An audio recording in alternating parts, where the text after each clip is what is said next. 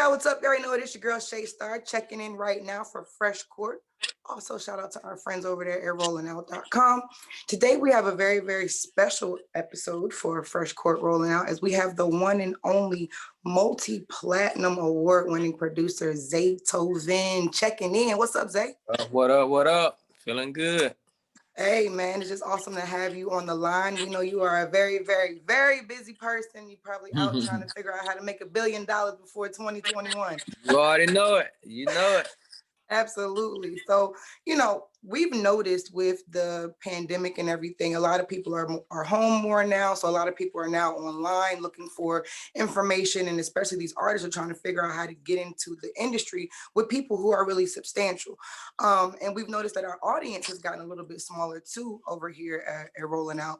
And we wanted, to kind of introduce you to people who may not really know exactly who Zaytoven is. So who is Zaytoven?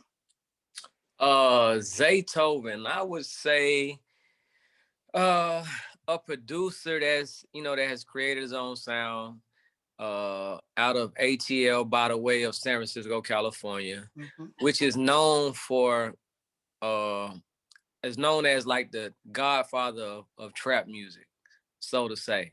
I didn't give myself that title. That's what the other people say. So, so if you're looking for Zaytoven, that's probably, that's how you're going to find it. And it's funny that you said that because you're absolutely right. When people hear Zaytoven, they automatically think Gucci Mane, Young Ralph, like going all the way back to the real trap guys. But one thing that a lot of people don't really know about you is that you are very, very musically inclined. And we all know that church and, God is very, very important to your life. You talk about that all the time. And if they watch the old movies, even the one where you were playing the keyboard player at the church, it's just really, really cool to know that there's a whole other dimension to you when it comes to this music. Working with artists like Johnny Blaze, Tiffany Blue, we've had the opportunity to actually see that other side of Zaytoven. So is it disheartening to you that people don't really know that you have that whole other aspect to you when it comes to the music? At first I felt like, man, I'm in a box with this, trap music, because people think this is all I can do. This is the only type of music I can make.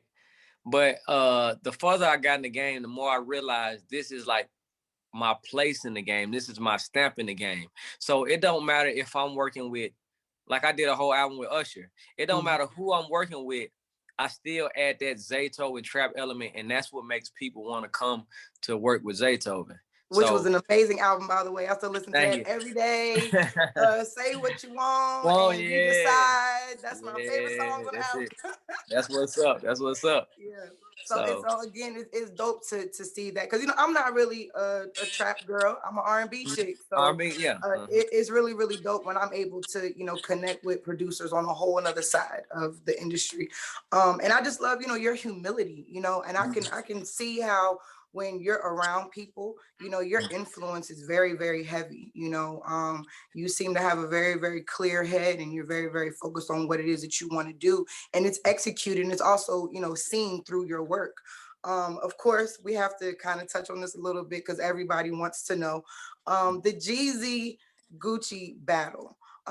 We all know you were very much involved and responsible for a lot of those first #1 hits from both camps. So what was that experience like for you to see the turmoil that they've gone through over the last 15, 20 years, to see that happen so monumentally on that Versus stage that night? I will say the beef, started around the song So Icy back in the day. So to be there in the room with both of them guys, and for them to shake hands and end the whole beef with the same song, So Icy, was like, how it is when you first, like, as a producer, when you first hear your song on the radio or first hear your song in the club, it's a feeling that you can't describe. And that's what the Verses was for me. It's like, it's like I felt like we in 2005 all over again. And it just made me, I was lost for words. Like, I can't believe this, like, this is happening. So. And to be right there witnessing be it, right there in the middle. So yeah, that was big. Like, wait a minute, is it gonna come to blows or what? What's going on here? So I'm pretty sure it was very monumental for you to Yeah. be part of that, and also to have seen where it's come from. In the Yeah. beginning of that, was it hard? I would let you figure it out. I'm sorry, I ain't even watch. Okay, there we go. Nah, you good. Yeah, they can edit out. It's cool. I'll start over. So in the beginning of this, like when it was going down, the beef, was it hard for you to kind of support both sides without it being weird? I definitely wasn't uh trying to, you know, trying to support both sides at the time because Gucci Man was my guy. This is who That come was to your my mama's guy. house. Yeah, it's like this is who come to my Hmm. house and record every day. This is my artist. You know what I mean? I'm his producer. We go to the club and perform our songs together. So it was clear cut, like, oh, I'm rolling with Gucci, whatever it is that he trying to do, whatever he want to do. X. You know what I mean? Now, Jeezy was cool and we was cool. We had our own little relationship, you know, as far as music wise. But if it came down to it, I'm definitely just rolling with Gucci You're riding because with Gucci all I day. had to. You know what I mean? That's just how they go. So Yeah. Yeah, that loyalty is everything. And like I said, we probably wouldn't even know who Gucci Man was if it wasn't for Zaytoven. And how crazy is that to see somebody that you believed in so long ago turn into what he has a turned into mega today? star. Yeah, yeah, Hmm. yeah. And you Mm-hmm. know, it's crazy because a lot of artists, when they come to Atlanta, it's like you cannot have that conversation about having a dope record without talking about Zaytoven. So I can't count how many times an artist has come across my desk at the station, produced by, that's the first thing they write in the tagline. It's produced by Zaytoven. Like, so it's almost like they feel like if we say it's produced by Zaytoven, it's going to get us in the door. Yeah, yeah, yeah, And yeah. needless to say, you've made a lot of people sound probably a lot better than what they would have. Because when Yeah. you get on that Zaytoven beat, you got to have a certain type of energy when you get on there, you know? Nah, So you're how does right. that feel, you know, to know that people come here with that expectation that if I get Zaytoven on the track, it's going to be an automatic hit? I feel like I'm definitely that guy, that medium, that stepping stool that can get you to the next level. So, you know, I embrace that. I embrace that position of being that guy. Cause like an artist, sometimes they come out like, man, I can't afford this big producer, but I can go to Zaytoven. I can scrape up something enough to go to Zaytoven. I always been the guy that I wanted to be approachable. I always wanted to be affordable. I always wanted to be that guy that's like, okay, I can go to him to help me get, you know, help me get to the next level. So, and that's what kept me relevant for so long is because if you think about all the artists that I produced for, all my bigger songs, they come from artists that you never heard of before. You know, like Dolph first song or Gucci Man first song or OJ the Juice Man first song or Migos first hit. You know, all this stuff comes from me working with somebody that, you know, they can't get in touch with the biggest producer in the world or whatever, but they can come to Zaytoven. And I, you know, and that's why I enjoy being that guy. And, you know, it kept me relevant to the streets. So now bigger artists like a Usher or a Future or, you know, they'll come to me and say, I need to do some Zaytoven. So, you know, I love Absolutely. my position. Yeah. I think I'm pushing 2 records right now from 2 independent artists produced by you. So if you see a bunch of tags between you and I, that's exactly why. That's what's up. Yeah, shout out to Booney the Kid and that goddamn Dirt for sure.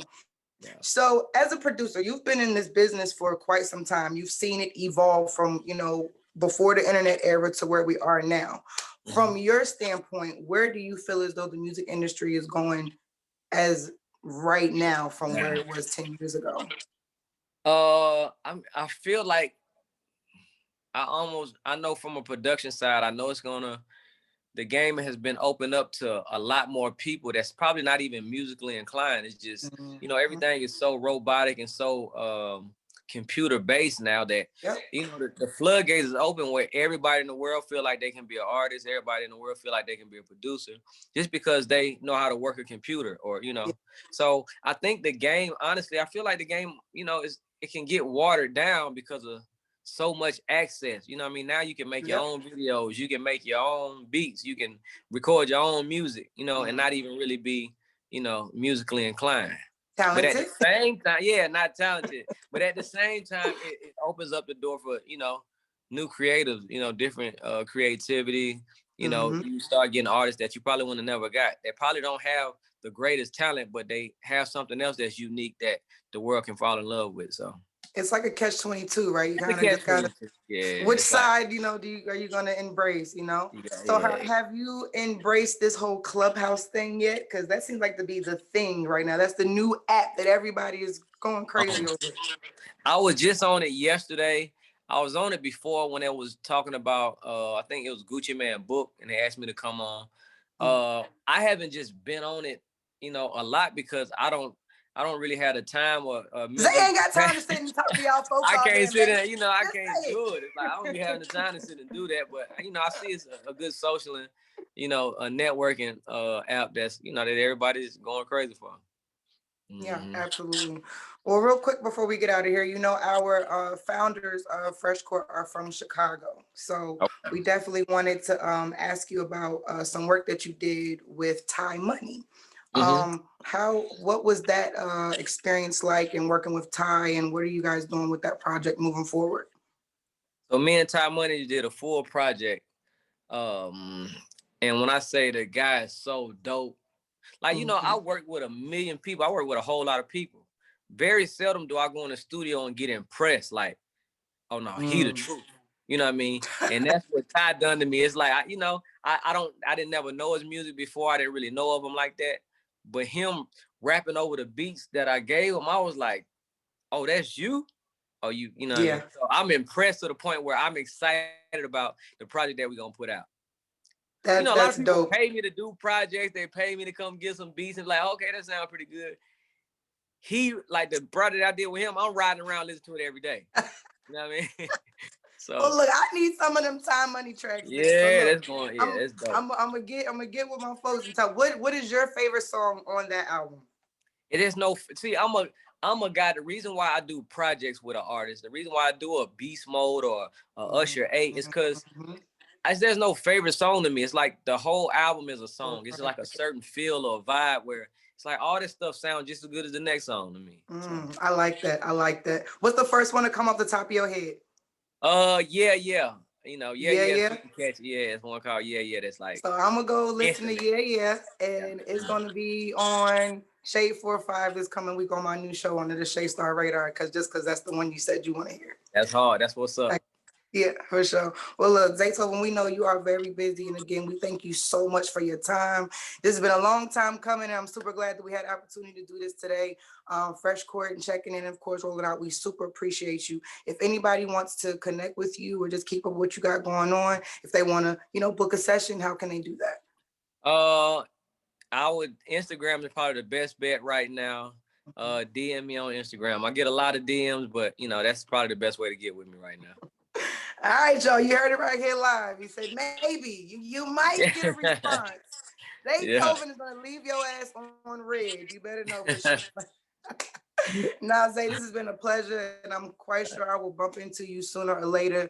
And it's all love from over here. Anything you got going on, you have our full support, and we definitely are here to make sure that you continue to stay up top for sure. So thank you. No, all love, baby. Be safe out there. All right.